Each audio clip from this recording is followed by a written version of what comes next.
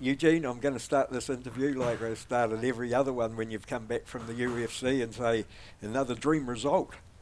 Yeah, no, very happy with the result. I think I've told you that every time so far because we've been successful.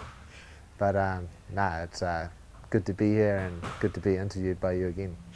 Oh, well, one thing you usually have a critique about the performance of the fighters. It would be pretty hard to critique either boy's performance this time round, would it? Yeah, yes and no, Tony. Immediately after the fight, I was happy because yeah, we got the results and everything that we're working on came to fruition. But of course, now it's been a little while and you've had a lot of time to go over it.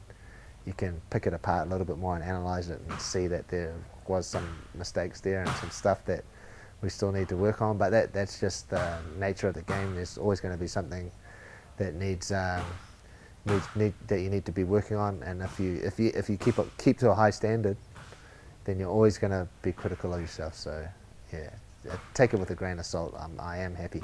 Yeah, but it just shows you that how important the we things are. That when you talk like that, to me, that's what it comes across. Yeah, and particularly this camp, I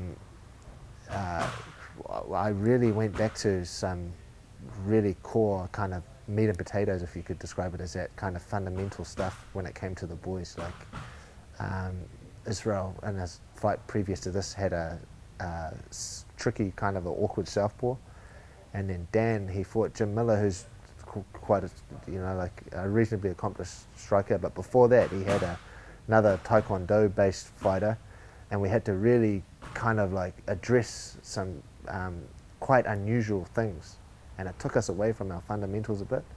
With the two opponents that we had now, they were really sound strikers with really good fundamentals, so I just took us back to basics again, seeing as though we'd been away from it for quite a few camps. And in my head, it was a battle of who can do those fundamentals better, us or them. And in the end, obviously, it ended up being us. Yeah. Well, the other thing that I was going to talk to you about was the UFC. We talked about the camp before and how much you said it would be better with yous all together. Yeah. Well, that really paid off, didn't it? Having the whole team go over together. Yeah, I think so.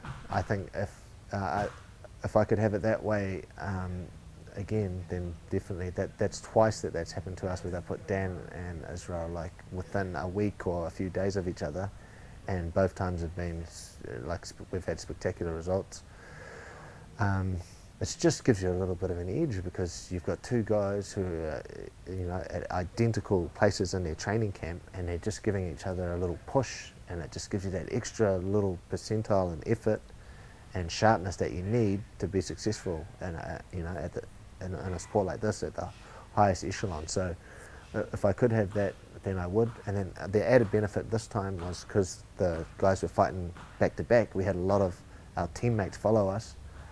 Save a little bit of coin and follow us, so we were able to go out there with a big team of like 20 people and maintain our training and stuff that we would normally kind of like flow into the fight. So like it was just a spectacular result, and definitely that had something to do with it.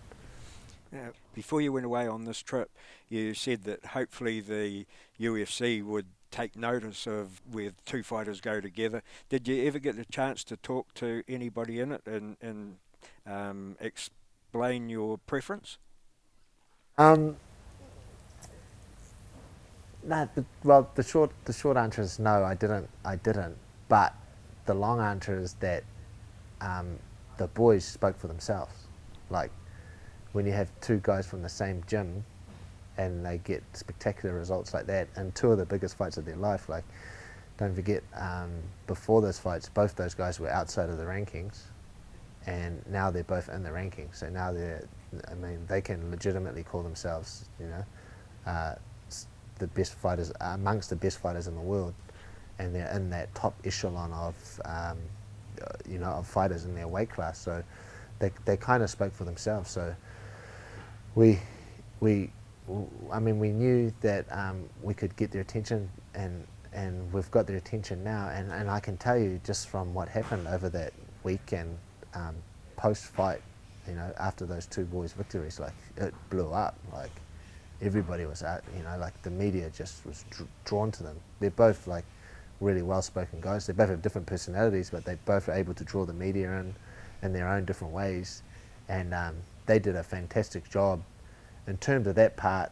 And when you get to this, you know, when you're getting up to this end of the fighting, how you deal with the media and everything outside of the fight is a big part of like how well you do on the fight game. So they blew it out of the water in the fight, and they blew it out of the water post-fight and pre-fight in terms of all their media obligations and stuff. And the whole world has literally taken interest in this little part of the country for sure.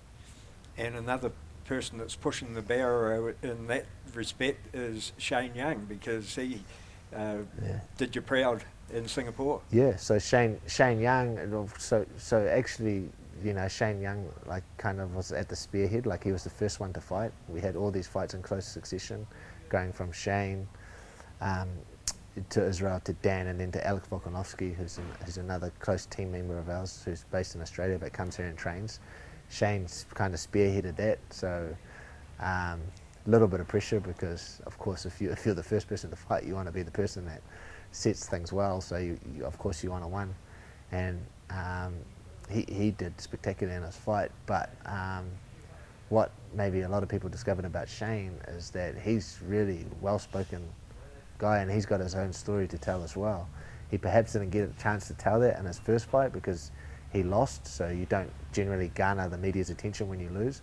But this time he won, and he was able to get some time in front of the media and in front of different people, and he really encapsulated them. Like, they were really fascinated with what he's got to say and the way he brought himself across in this little story. So he kind of like put his hand up to the world, and he's definitely a potential star. I think the UFC have taken a little bit of note to that as well.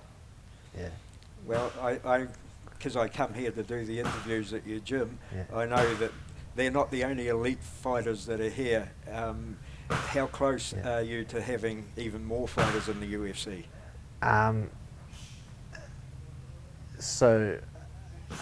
Because the boys are doing so well, naturally you kind of get a better feel of where you lie in terms of the lay of the land, and how much influence you have, and you talk to more and more important people. as you become more successful, you end up talking to more and more important people. So now I'm on a like regular talking basis with some of the most important people in the UFC. Haven't had a chat with Dana White other than a handshake and stuff, but we'll get there eventually. And you can kind of figure out, like how, if they're keeping an eye on you, or how interested they are in you. But I reckon, yeah, you've got in the near future, I'll just say near future, I won't put a time cap on it or anything, I'll definitely have 2 or 3, if not more, UFC fighters coming out of this gym. I can say that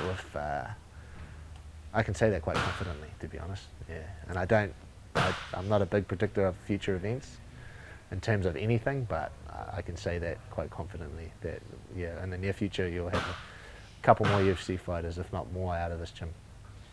Yeah. Well, that's not only exciting for you, that's exciting for all of New Zealand, and I'll tell you what, in the future it'll be exciting for all the UFC as well. So congratulations, and thanks once again for talking to me, mate. Thank you again, Tony. Always a pleasure. Thank you. Cool.